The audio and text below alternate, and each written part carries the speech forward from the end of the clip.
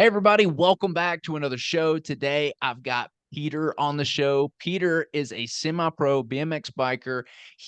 Oh my gosh, guys, you got to hear how this guy went from doing Uber driving to multi-family real estate entrepreneur and expert, becoming your desired self. I'm excited to get in this guy's story. I've never had somebody on with a background, especially in BMX bike racing. So, Peter, welcome to the show. Hey man, Brandon, thanks for having me. Happy to be here. And for all the listeners out there, I'm excited to dive into a couple topics here. Dude, I've got to know. I just want to jump in right here. I'm very curious because I want to know what it was like. What did the journey look like to being like nearly a professional BMX bike racer look like? Because my dad used to take me to these little BMX bike courses when I was a little kid. I used to like dream of this. Never got near as far as you did. But for those that don't know you, tell us the story behind that. Well, so BMX is it's not a mainstream sport. It's not a popular sport by any means. And there's not a whole lot of money that revolves around that ecosystem of BMX racing and the industry.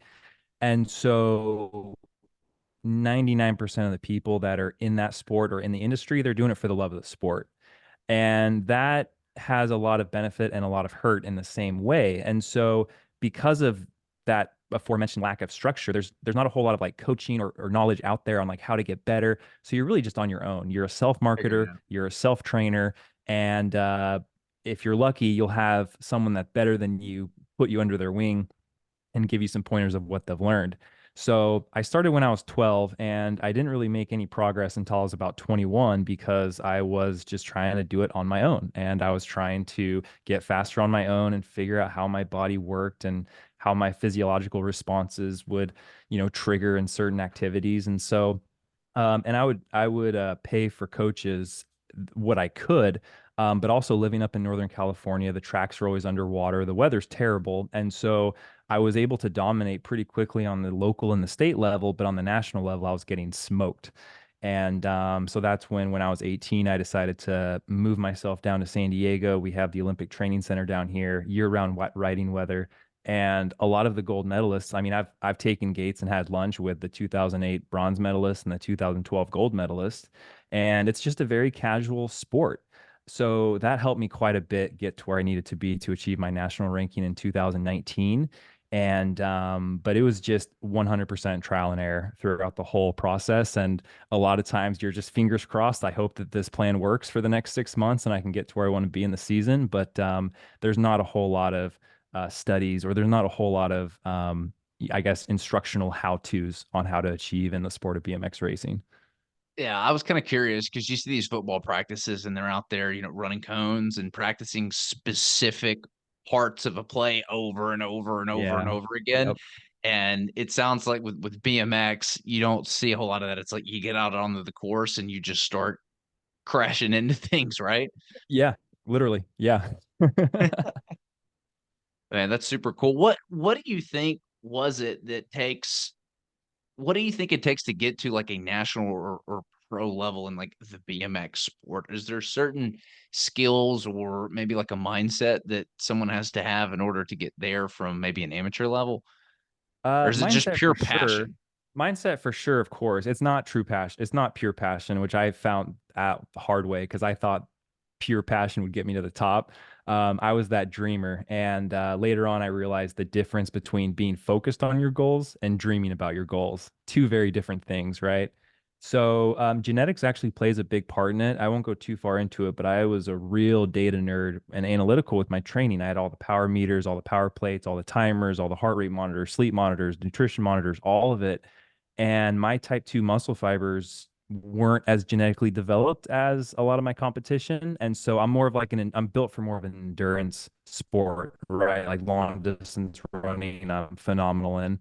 So that was a little bit tough to say, hey, how can I develop more of my type 2 muscle fibers? Whereas the guy next to me on the gate, he was just naturally gifted with a lot of these quicker twitch muscle fibers. And so my the stress I would put on my body to achieve the same amount of work would be much higher than the next guy. So basically, I had to work harder and rest longer. It got down to a point, Brandon, where my coach and I were trying to figure this out over a few seasons. It got down to where I would go into the gym and I would do two sets of two for four exercises and walk out. Like I felt like the weakest mofo that would just walk in there for 2 minutes and then walk out, right? And everyone's like, what did this guy just do? He just came in and just 2 reps and then just left. But that's when I started to make progress. And so that was a lot of personal, I guess, personal ego that I had to overcome. Yeah. So a lot of it is genetics for like the top 10% of the writers. It's like half genetics, half hard work. Now that's not to say that you can get to the top 10% without having the best genetics. Like a lot of my friends have done it. It just might take them a little bit longer and you might need a little bit more willpower. Just like anything, right? If you have a little bit of talent in the sport, but consistency was the biggest thing because again, you don't know. There's not a whole lot of data or research to know if what's going to work or not, and so you're kind of navigating in a dark sea. Like you don't really have a clear path forward if this is going to work or not. It's just again trial and error. So that was the hardest part. So the people, the racers that had the most willpower and the most faith, and knowing that if it doesn't work, that's okay. They'll pivot and they'll switch over and try something different. That was where the winners would win. And that lesson, which again, I didn't know I was being taught these things earlier on, but transitioning into real estate, that was another big shift because same thing, you're trying to transition into this new role in life and it's kind of going against all the teachings that you've been formally taught. That can be really hard and tough to navigate. And you're just like, man, I'm okay with doing something if I know that the results that I'm getting, which are zero results at first, if that's okay, I'm okay. But if you don't know if it's okay, you don't know if the no results are normal because you have no experience. It's a little bit tough to kind of keep going, right? So yeah, that taught me a lot of lessons for sure to transition over into the real estate space. Yeah, unfortunately, to get to the top 1% of the 1%, genetics usually kicks in some way, shape, or form, right? Yeah. There's a reason Yep. why everyone's over 6'2", 3" in basketball, right? I don't think you can even qualify to be a goalie in soccer on the professional level unless you have like a certain arm span or you're like a certain height because they know that you've got a certain Yeah. You got the percentage that field you cover advantage. if you dive, to save Yeah. the ball. So, it's just is what it is. But real estate doesn't have that criteria. Genetics doesn't have to play a role in that. Your business, when we first spoke, was you're focused on multifamily, 5 units and up. I think you said that you've got a focus in specific areas of California.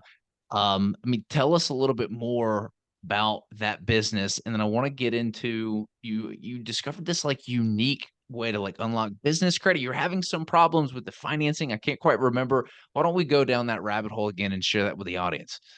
Sure. Yeah. We'll give the 30,000 feet overview first. So to catch everybody up, I had just exited my last deal, which was a 4 unit, and I left with the mythology of, okay, I'm just going to save up, do it myself. It's going to take me a couple years. I was okay with that.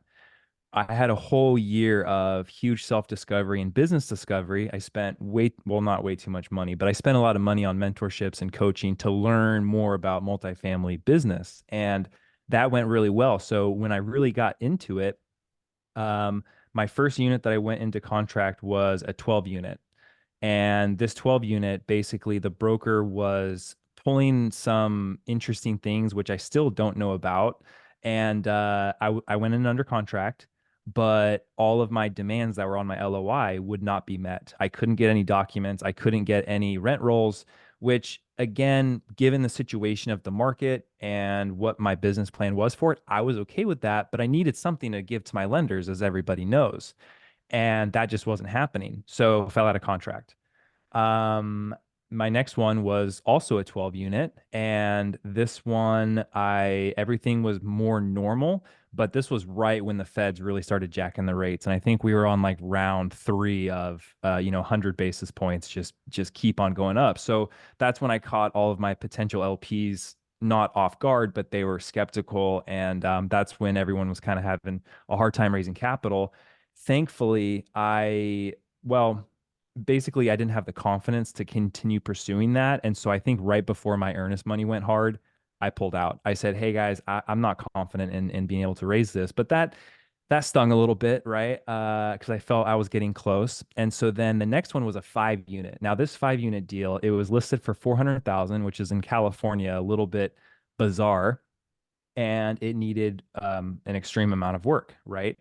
And so I put in an LOI at 323.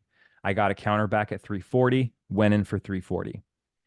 Through the phase of due diligence, I found some other stuff where I said, "Hey, man, this, like, if you're not willing to do any sort of seller financing or seller carry, I got to go back down to 323 because, right, I had good reasons for it."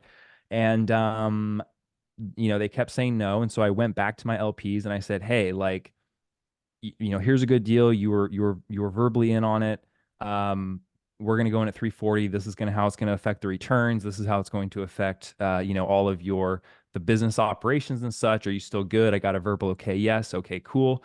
And that one I actually lost a couple grand in earnest money because it went hard and I couldn't, when it came down to wire the money, none of it came. And so that the money part wasn't as big of a deal as burning those bridges with not burning the bridge, but just having that bad rapport. And later on, I found out that actually, I was trying to get, I think for what I say, 323, it actually closed for like 330. And I was like, man, I would have bought, I could have done it on my own for 330 with the reserves I had. So, anyways, so catching back up to where we're at now. So I left that very frustrated. And just at the time, long story short, I had always known about business credit or known about obviously buying properties with credit cards. And I've looked into it in the past through my journey and going down all these different rabbit holes. But I met a local guy who was really deep into it and was on his podcast. And, he invited me to come over and kind of take a peek behind the curtain. And I was like, man, there's something there. And so I kind of focused about 90 days, kind of learning all about how the banks work, how business credit can be built, how you are able to liquidate business credit cards to go buy properties, and how much funding can you actually get, and sort of all the tricks of the trade. And so it is extremely possible to get 100,000, quarter of a million, $1 million in business funding. Obviously, these things are built, they take time, but it's something that's possible. And you do have to be very savvy. You are going in extremely high leverage, so it is high risk. But it's something that, in addition to my own, I guess, my own savings and my own personal, my active income that's coming in, this is something that I want to be able to take more control over for the first few deals so that I can get that track record and not have to depend on other people to close these deals with me. Because we all like a little bit of control in that regard, right? So that's kind of the rabbit hole that I've been down, and so far, so good. So yeah, lots to unpack there. So you were able to unlock some business line of credit. Now, you said something that caught my interest: liquidating credit cards to use for business purposes. I think everyone's aware that you can go get a few $100,000 on like an American Express Platinum card or whatever, right? But that's still Right. on a credit card. What were you using exactly to be able? It sounds like it was same as cash. Am I understanding that right? Yes. How were you, like, what was it? What were you able to get this? And I guess speak a little bit more to maybe like the term liquidating business credit card. So just to be clear, business lines of credit is a separate product than business credit cards. So business lines of credit are typically, those are obviously a lot easier to liquidate, and liquidate is meaning to turn the non-liquidated money on the credit card into liquid cash. And business lines of credit, that's pretty easy to do. Think of it like a HELOC, right? You can pull from it as needed, and you only pay interest on the amount that you pull. Business credit cards, on the other hand, are a little bit different. Now, there's a lot of banks, and keep in mind, there's 9,600 banks in the US. They all want your business, they all want to lend to you, and they all want you to borrow from them. And so, if you play the system right, and there's an order, there's things to know, there's certain rules to follow, you can potentially get funding from all 9,600 of them. So, with that being said, if you have a credit card, some banks will actually just simply liquidate the card and transfer into your checking account for the full amount. Now, that's not super common, but it does happen. Bank of America is one of them, where if you have a $16,000 credit card, instead of a balance transfer, you just transfer it to yourself. And you do pay fees and things like that, but that's one way. And this is a lot, it can be a 0% interest. The other way is there is a whole industry around liquidation. There are companies where you can literally pay them to liquidate their cards for you. They swipe your card, they send you the money back in cash. Again, more fees and such. But if you're in a pinch, and well, even if you're not in a pinch, if you kind of look at the whole business plan, the whole underwriting model from a deal, say, hey, I could pay, you know, 14% hard money, or I could pay all these fees and pay 0% for 18 months. Well, which one's better? And not only that, it's a repeatable process. So every 6 to 12 months, you can recycle this business credit, and potentially you could buy your entire portfolio on credit cards if you wanted, as an extreme example. So it's a tool. It's a very powerful tool. It definitely comes with a lot of respect and a lot of responsibility. But yeah, it's a very plausible thing, and something that's not well talked about or well known about, which honestly blows my mind because it's kind of a cheat code in a way. Yeah, this is really interesting because I'm thinking of using this as like equity because it makes Yeah, sense. I don't know that you would want to go and, borrow 300 grand on your Amex and, at 18% or whatever to go buy something. You got to pay that Amex off, right? So if you're taking that money and liquidating it with another company and paying fees, from a debt perspective, it'd have to be a pretty good deal to do that. But from an equity perspective, I think it makes a lot of sense because a lot of limited partners, they're in those double digit returns, and if you're able to leverage that money to go get cheaper money and more money from the bank, then I think it makes sense. So that's really interesting. So they would give either, you know, lines of credit is one thing, right? And then business credit cards are another thing. So you would actually qualify for, a business credit card. And then there's companies that you can use that will then literally just take the number, you pay them, they charge a fee, and they will like send you cash. exactly. Exactly. Yeah. And it's all I get all the questions, right? Whoever's listening to this probably has 1,001 questions, or the naysayers. It's all to start, it's all based on your personal credit. So you're PGing the cards, which is no big deal. And the PG, most and what does important, PG mean? personally guarantee. Personally guaranteed. So Okay. if you're a brand new entity, if you wanted to go open up a cupcake shop, right? Well, you need working capital for the supplies, for the flour, for the bread, for your utilities. So unlike personal credit, where they are basing it off of your past history, business credit is based on your future projections, and it's based on stated income. So at the very beginning, you're basically personally guaranteeing the credit cards that you're using, meaning that if you default on them, they will show up on your personal report and you will be personally liable for that debt. And so again, it does come with a lot of financial responsibility. Um, so with that being said, you're still keeping your personal credit clean. You're still keeping all your hard inquiries swept off. You're still keeping all of your payments made on time. You're still maintaining an 800 FICO score. And so it's a very repeatable and rinse and repeat type process where I'm going to a Lakers game on Thursday with someone that pulled out $300,000 in business credit like 2 months ago. And he's still got zero hard inquiries on his personal report, and he still has an 800 FICO, and he's got a stack of credit cards that are, thicker than a 100 stack of Benjis. So yeah, using his working capital. There's people that joke about going and buying their Ferrari 458 with a business credit and then continuously transferring those balances to never pay interest. In theory, yes, that would work. Do I care to do that? No.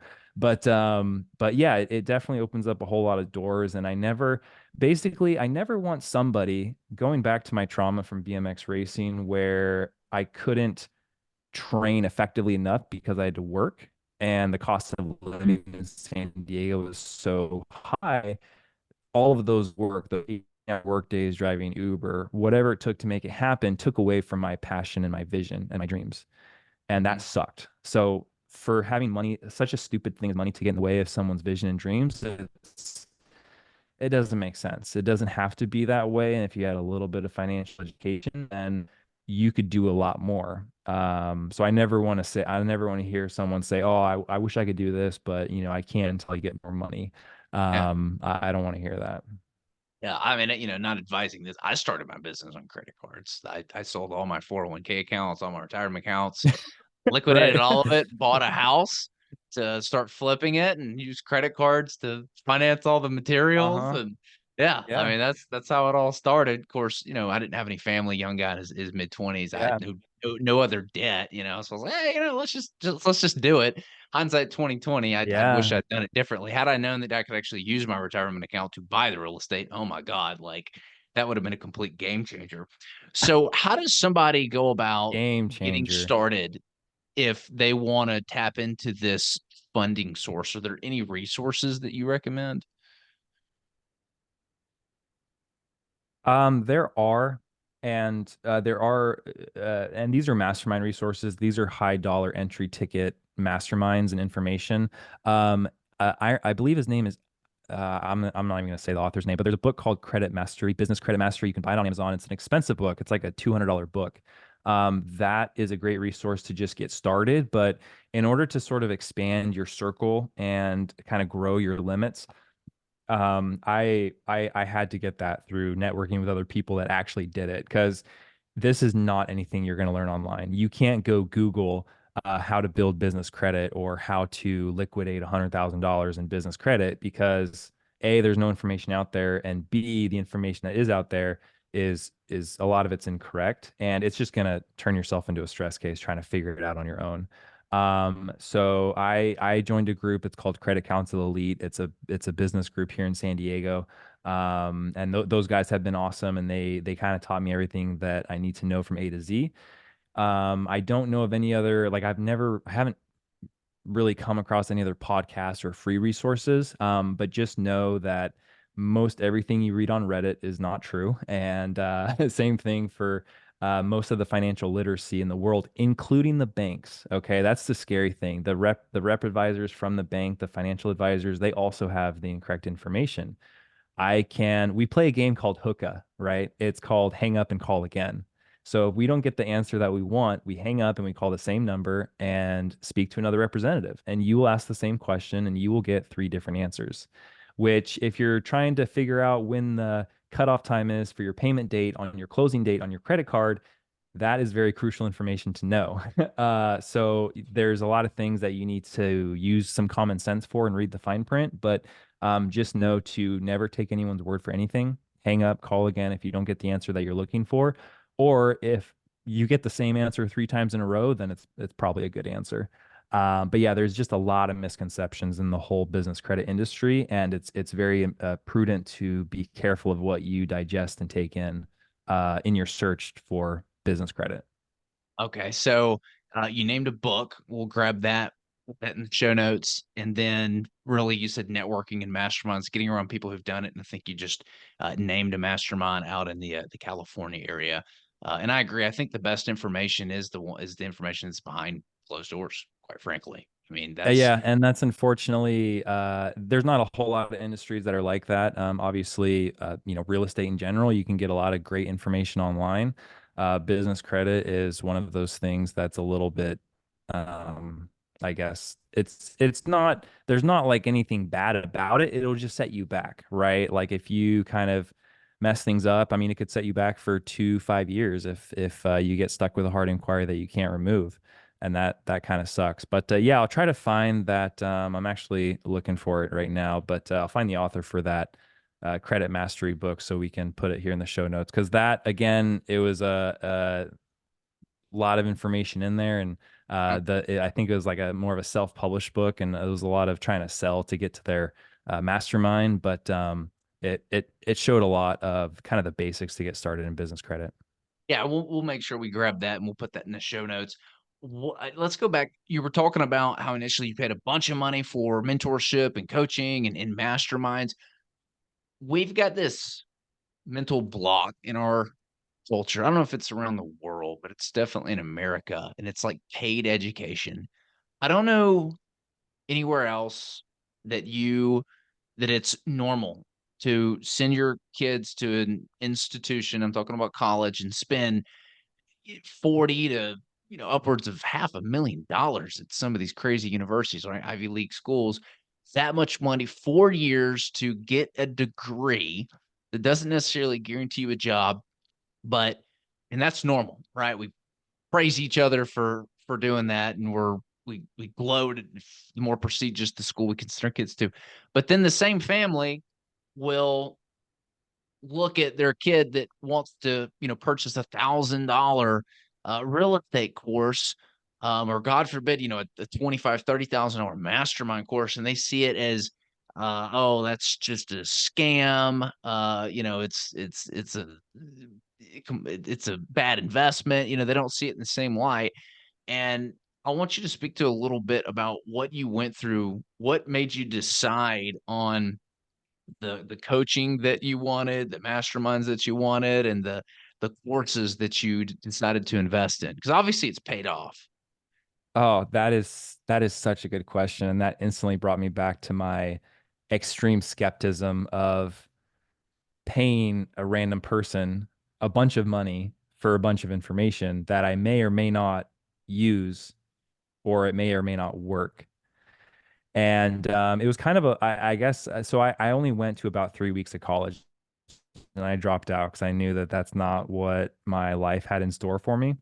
Mhm. Um, because again, it didn't make sense. It didn't make sense for exactly the reasons why you mentioned. So, and I don't really tie the feeling of fear to dropping a lot of money on a course, because for me it wasn't a fearful thing. In my head, I was like, well, if worst came to worst, I can just go drive Uber and make that money back, or I can survive, or what have you. But it was more so of a skepticism of like, okay, if what's the worst that can happen? How much further am I going to be put back if none of this bears any fruit? And then I just have to regain that money that I spent on this course in order to get back to where I am now. Like, how long is that going to take? And so it was more so of a very skeptical thing, because even with real estate, the concept of me, like, I just got invited to be in a GP on a 94 unit deal in Tucson. And if you asked me that a year ago, like, hey, do you want to come in with us on this 94 unit deal? I wouldn't have even laughed. I would have just thought that you had the wrong guy. Like, that is not possible.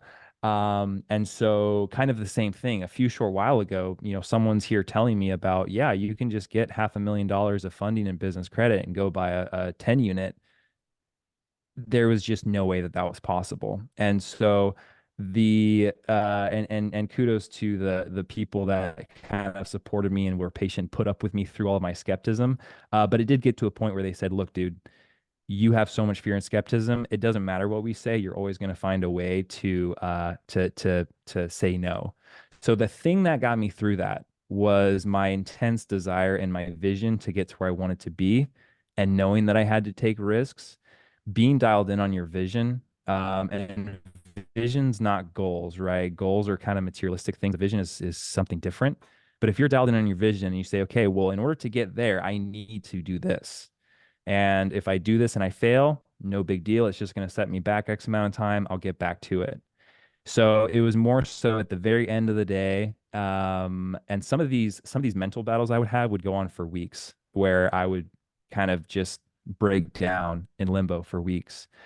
So what got me through all the skepticism and all the fear, the intense desire to win, the intense desire to get to my vision, to get to where I wanted to be, and what I needed to do, what I needed to learn, the people I needed to meet, to network with, that ultimately won out in the end. And especially going into masterminds, information you digest once and you know it, and that's it. But the real value from masterminds are the people and the lifelong connections that you make, because all of those other people pay the same amount of money. They're equally as committed for you. They're equally as committed to whatever the topic is at hand. Um, so that's ultimately was just that raw desire to get to where I wanted to be, and having a very clear picture of what that looked like, where I wanted to be, what that looked like. Yeah, it's almost like the Matrix, right? We live in this world where we're just kind of going about our daily life and it's all, Uh-huh. scam, scam, scam. And you take the pill and you're like, oh my gosh, like when I invested all the money that I did in college into like masterminds and coaching, holy, and started at that age. Yeah. I can't even Yeah. imagine, where I would be or where everybody else would be. So for that reason, I think there's going to be a huge shift in the education system. It's coming. It's going to take a long time, but I do It's think that coming. there's going to be a preference over like real world education, where if your goal is you want to start your own accounting firm, it's you don't go and get work for like a CPA. You could join like a mastermind of guys who own their own business and do that. And so same thing, if you want Yeah. to go own your own gym, you go and pay a gym mastermind full of other gym members. I think that this idea of college will eventually start to erode a little bit. So cool concept there. Thanks for sharing. For those that want to learn more about you, where should they go? You can reach me on Instagram. That's kind of my best place to get in contact and obviously keep up with my business credit journey, keep up with my real estate journey. Just a shout out, I found that author. The book is called Credit Mastery, Business Credit, Personal Credit. It's by Dane Richards. It's on Amazon right now for 127 bucks. So hit me up on Instagram. It's just my simple first name, last name at Peter Eberhardt. You can kind of keep up with me there, and would love to reach out, talk with you, and kind of help you break through whatever it is you're struggling with at the moment. Cool. Peter, it's been a pleasure having you on. Thanks for coming. Hey, Brandon, and y'all.